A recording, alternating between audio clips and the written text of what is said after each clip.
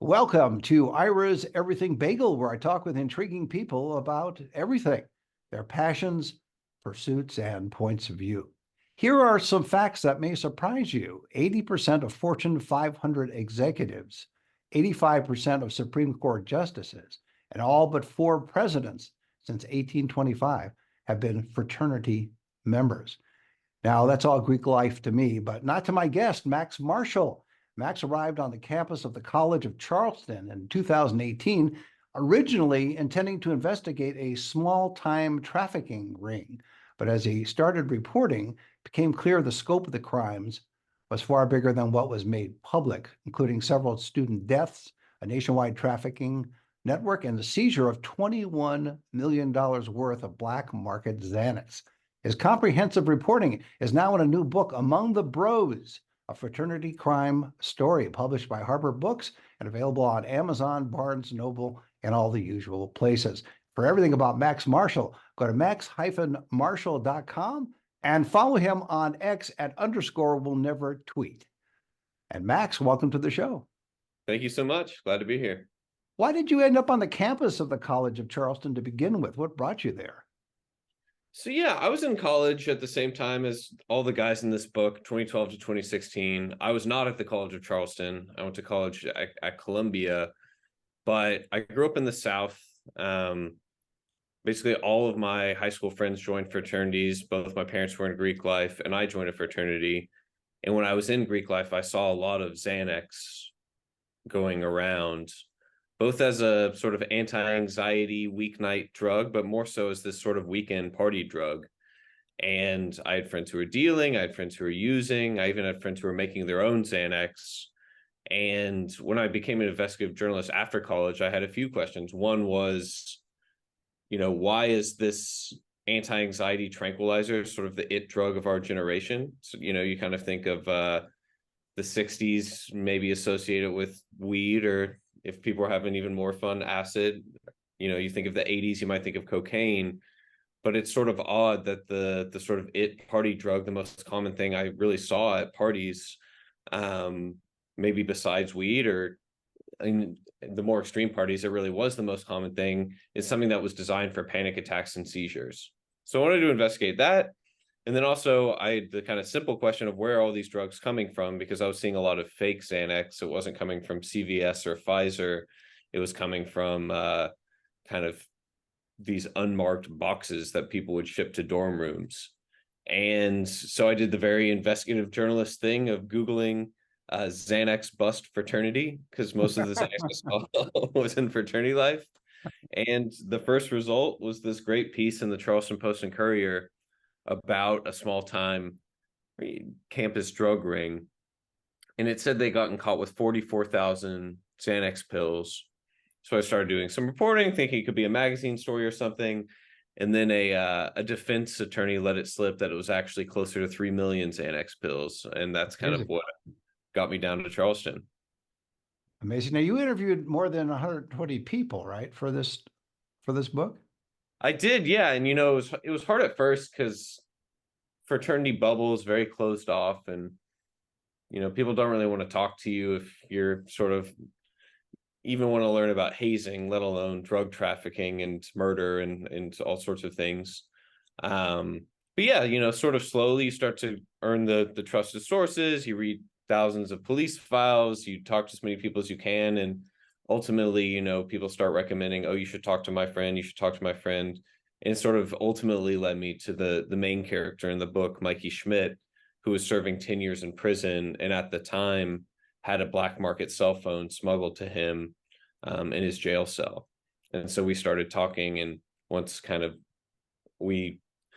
he sort of learned how much I knew about the story, he felt ready to tell his side of the story, and things really opened up from there. He doesn't have a phone anymore, but it was Yeah.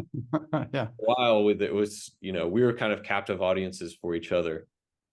It sounds though that you approached this forthrightly, and what I mean is that you didn't disguise what you were doing when you were talking to all these people. You said, "Listen, I'm writing a book or I'm doing a story about this phenomenon, and I want you to talk to me." You didn't, in essence, go undercover, or was a part of it undercover? No, I mean, it really was all, hey, I'm writing a story. It started by just, I want to write about Xanax on college campuses and Xanax and fraternities. And then once I found this specific story, it became, I'm writing about, this specific drug ring and um, the murder and the police stings and the betrayals and, all of that. But no, I never went undercover, although, you know, as a Southern guy who was in a fraternity, I definitely led with that when I would talk to these guys because it is a very closed bubble. And I think the fact that I kind of spoke the language and sort of at least had one foot inside the bubble made a huge difference in the beginning. And the fact your parents were in that world as well. Definitely, yeah. I mean, it's all, it's all pretty multi-generational. I something you kind of find when you start to look into fraternities, and I think it's something that's not really talked about enough because it's often talked about through the lens of race or gender, and those are important lenses. But really, the Greek life system is sort of a breeding ground for the American elite, right? It's like that statistic you read in the beginning. There's also the statistic, something like over 70% of every dollar given to American universities comes from Greek life alumni. So it just gives you a sense of the amount of wealth in that system. And it's kind of always been that way. When fraternities started in the 1800s, they started basically because up until that point, American universities were only for the elite. Basically, only men from sort of upper crust families went to schools like, Princeton or Amherst or all those sort of old American, mostly Northeastern schools. And then in the 1800s, all of a sudden, middle class students started showing up, mostly to study to become pastors. And all the guys from, elite areas basically looked around and said, well, we don't want to drink with those guys. So how can we start our own club? And that's kind of what fraternities have always been. And they kind of still are that. And because of that, you have this system that just repeats and repeats. And it's sort of like you talk to a lot of people who are like, oh, yeah, my dad was a KA, his daddy was a KA, and I'm a KA. And it's almost funny. You can look at the composites, which is the sort of the collection of photos of every member in a fraternity. If you go to these old fraternity houses, you can look at the composite from 2022 and the composite from 1902, and you'll see the same haircuts, the same smiles, the same racial makeup, and sometimes even the same last names. And so, yeah, there's this sense of this kind of continuity that people are very protective of. Is there a danger of inbreeding in a sense, not sexual inbreeding, but just as you described Greek life through the century? Is there a chance of inbreeding where it becomes a little too cult-like, a little too groupthink, and then certain things are tolerated that wouldn't be tolerated in the larger society, such as the Xanax issue? Definitely. I mean, I think anytime you see sort of a closed off bubble where there's a lot of secrecy and sort of these rituals that just take on a sort of momentum of their own, there's also obviously a lot beautiful about tradition. But when the tradition involves, waterboarding a kid and during pledge, Hell Week, yeah, I mean, of course, there's a dangerous level of groupthink there. But the weird thing is, I think another thing people get wrong about fraternities is they imagine kind of, the way fraternities are written about, people imagine that kids kind of get tricked into joining them by these nice older guys who kind of charm them, bring them in, give them punch and cookies. And the next thing you know, the boys are being, paddled in a basement and they regret it for the rest of their lives. But when I talk to guys, and this is true in my own fraternity as well, people love to tell their hazing stories. People knew they were going to get hazed when they went in, and most guys you talk to, don't really regret it. They think it was either funny or formative, or led to trauma bonding. So it's this sort of odd thing where maybe the group think is just so strong that a guy will look you in the eyes and say, like, I don't regret getting waterboarded so I could become an SAE. Mhm. It's funny because I was thinking about the word Xanax. That could be the name of a fraternity as well, That's funny. in that Yeah, sense. yeah, definitely. Yeah, I'm going to go pledge for Xanax now. Yeah, Yeah. yeah, exactly. Yeah. Well, yeah, I mean, certainly some guys basically did. Yeah. Uh, But but yeah, I mean, Yeah, sorry, go on. No, I was gonna say, you mentioned earlier, you had a great opportunity because of your connection with Greek life to get information, but did you ever hear back after the book came out from any of these people you talked to or others that felt that you quote unquote betrayed them or betrayed the Greek life because you exposed this situation? The people have been reaching out to me for the most part have been like, thank you for shining light on this issue, or think you got the story right. I think if a few people, it's funny, people really quibble about their ranking in the Greek ecosystem. So at College of Charleston, some people think SAE, a lot of people agree that SAE and Pike are the two best fraternities there, but there are guys in other fraternities like Kappa Sig who were upset that I said that SAE was the best. So they're objecting to that part of it, but not in terms of the expose. Exactly. But I do think it has been, if you look at, for instance, like the Goodreads reviews or something, which I've stopped doing after day one, that I did, but I do think there are some guys in the fraternities who haven't even read the book who then go on and just bash it. But ultimately, I don't know. It's kind of fascinating to me. A lot of guys in this story, especially when they found out that Sony Pictures had optioned the book before it came out, they wanted to talk to me because they would say, "Can I play myself in the movie?" So I think there's some almost element of I don't know if pride is the right word, but like, yeah, so much Ego, of, maybe? Ego? yeah, yeah. I mean, so much of being a fraternity guy in the best fraternities is basically, look what I can get away with. Look at how crazy my weekend was. Look at how wild I am.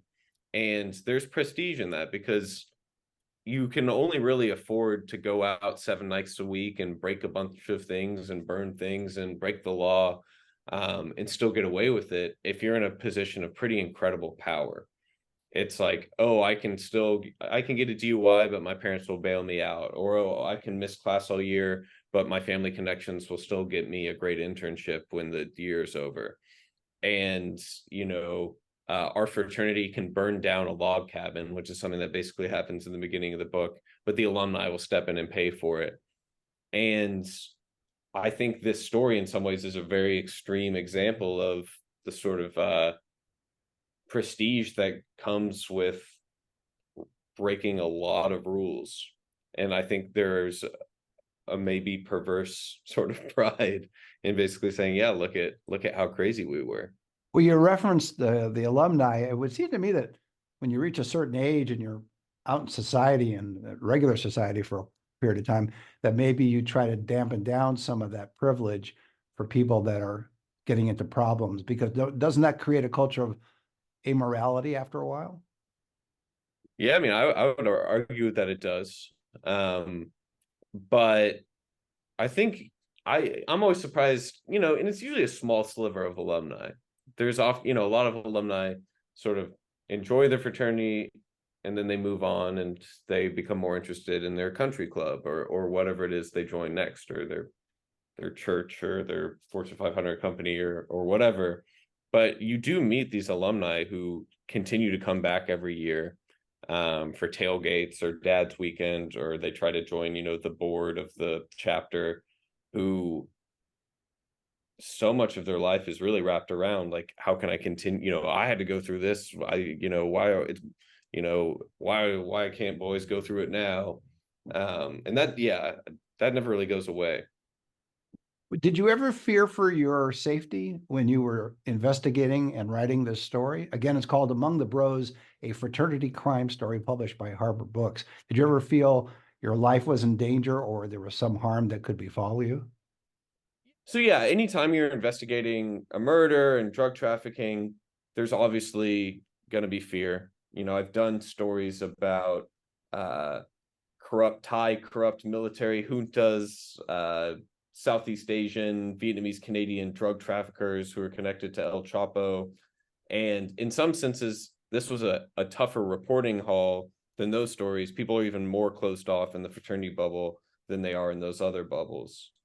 But at the same time, um, I think the fear is more maybe a lawsuit or a mean Goodreads review than it is violence, just because um, we are mostly talking about the main enforcement mechanism in this drug ring wasn't violence, although violence did occur. The main enforcement mechanism was sort of the social pressure of Greek life and people not wanting to look bad among their boys.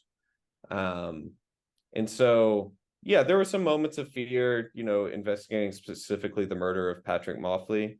But I think ultimately, it was okay. And now that I'm done reporting, and now that I'm not gonna ever look into it again, I think we can all move on and keep our lives going. Well, there's a big jump between what you called well, I'm going to paraphrase it, the hijinks that normally go on, including, if you will, the burning of the log cabin and other things you can get away with, to this major distribution of drugs. So how Yeah. did it morph into that? And were any alumni involved as part of that? Or did any alumni react negatively to your story about the fact that look where it's gotten out of control here, or out of hand? Definitely. I mean, so yeah, I mean, I sort of thought of it as, you're at a beach party and the sun is shining and someone hands you a beer and everything's fun, and then you step into the water and the water feels good and you're still drinking, and then you start swimming out a little further from the water and the party's still going on, everything's crazy. And while you're sort of drinking in the water, you feel the riptide pull you out a little further and further, but you're so distracted by the party that by the time you look around, you're thrashing, miles away from the shore, and you have really no idea how you got there. And I do think that's sort of the experience a lot of these guys is, at every step of the way, there were no consequences for whatever smaller laws they were breaking. Um, Whether it was, felony hazing, whether it was drug possession, small time drug dealing, a kidnapping that happened during a pledge night. All these things ended up in really no consequences for anyone. And to me, if there is sort of an eat your vegetables sort of moral lesson about the book, it might be about the consequence of a life without consequences, because at each step of the way, these guys will get away with something. And I think the sort of natural conclusion, if you can get away with anything, is to see how much you can get away with. And they continued to push and push. And yeah, it ultimately did get into big time drug trafficking. But even then, of everyone who was involved, dozens and dozens of boys, only one is in jail right now. And one fraternity, Kappa Alpha Order, was kicked off campus, but came back 4 years later. And the other SAE was never kicked off campus at all. And so, if anything, that sort of never ending party and lack of consequences just continued. So, similar to the broken windows theory, if you don't catch crime when it's just a broken window, it just keeps escalating. Yeah.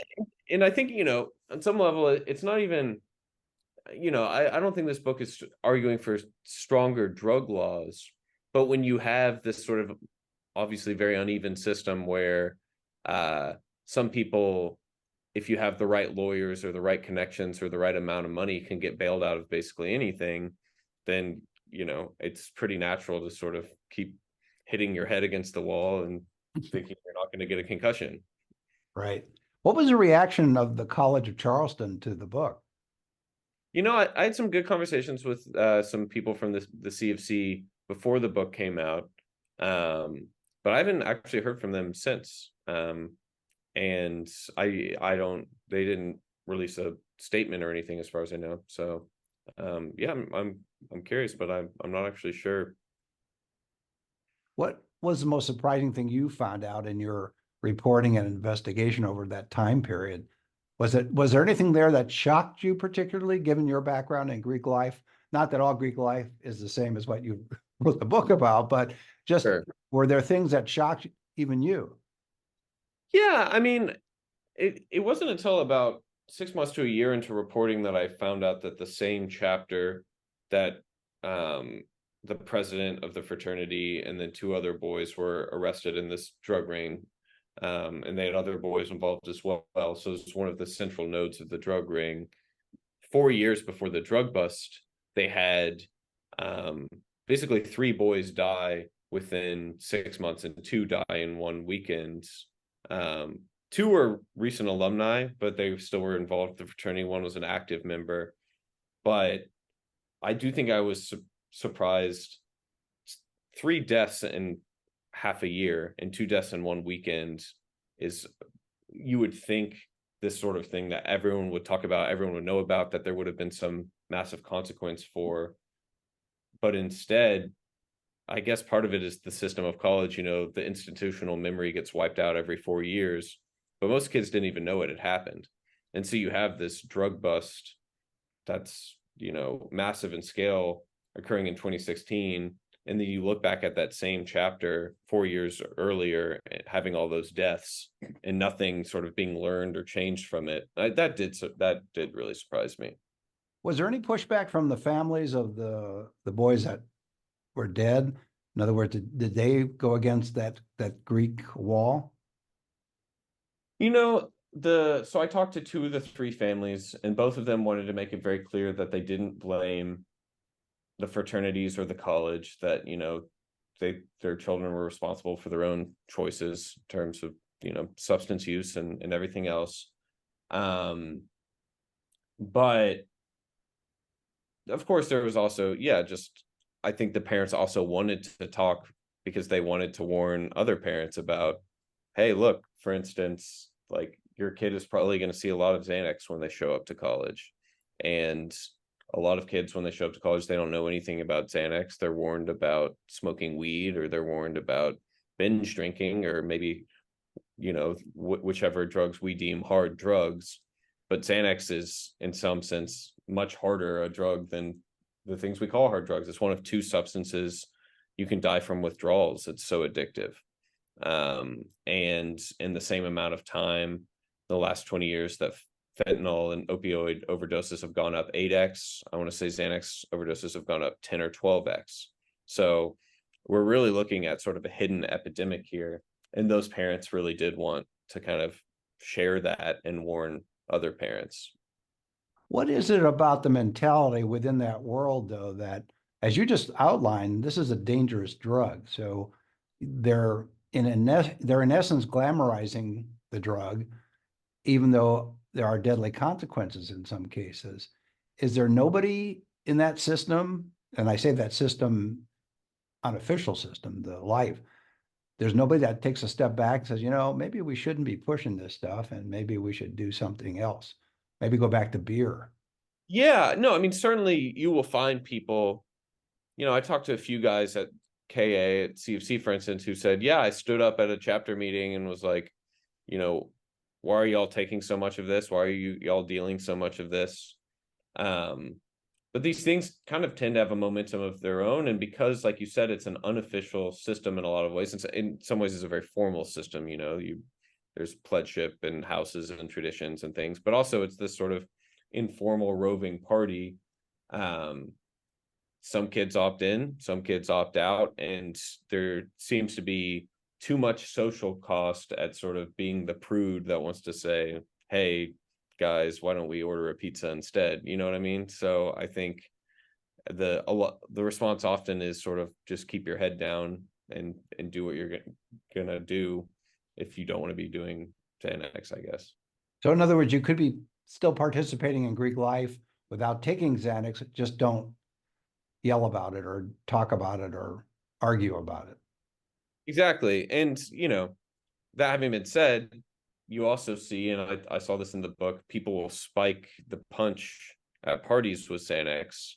And this was very common at a lot of different fraternities.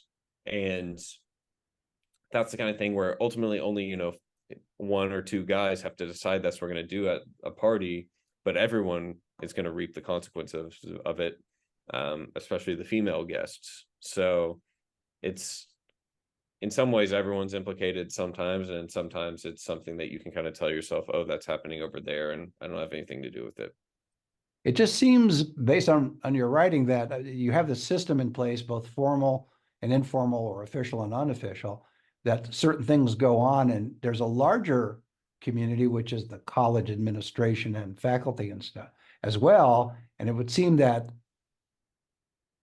the tail's wagging the dog, I guess is what I'm saying. Is that true in that sense, that there's not a big push for the administration of a college to enforce certain basic laws and basic mores and basic morality, I guess, for want of a better. Yeah. I mean, in some senses, you'll see, for instance, in 2016, there was a huge net at a lot of schools on fraternity systems, and a lot of chapters were getting what people thought was kicked off campus. Instead, they were actually getting suspended, and most of them came back after 4 years, just like what happened at College of Charleston. But there is this broader sort of push and pull that started in the 60s of the in locos parentis laws, of basically college administrations used to sort of see themselves as having this sort of paternal role over students. And part of the sort of 60s protests that happened at a lot of college campuses was basically to say, like, hands off, like, we don't want a curfew, we don't want you telling us what we can or can't do, we don't want you policing our morality. And I do think we're still seeing the fruits of that in a lot of great ways, but also, the flip side can be a lot of this stuff is pretty unregulated. And I think especially once you get these sort of off-campus mansions, which fraternity houses often are, that are sort of owned by alumni housing boards. They're not run by the school, but they're also in an area where the only policemen are sort of campus policemen with golf carts and flashlights. It's this weird sort of middle zone where they're on private property, but they're on a college campus. They're adults, but really they're kind of kids with using their parents' money. And it's this very sort of sweet spot for some pretty wild behavior. Before I let you go, what do you want people to take away from your book? Well, I mean, I think I certainly didn't want to spoon feed any messages. And on some ways, it's like a page turning crime story with lots of twists and absurd characters and behavior.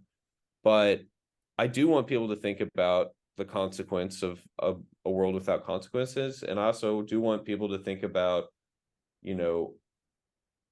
why are these guys whose social safety net is so plush, it's basically a hammock, guys with really everything you could ever want. And, the late American empire at the very top of the social pyramid. Why do these guys feel so anxious that they need to black out on anti-anxiety tranquilizers?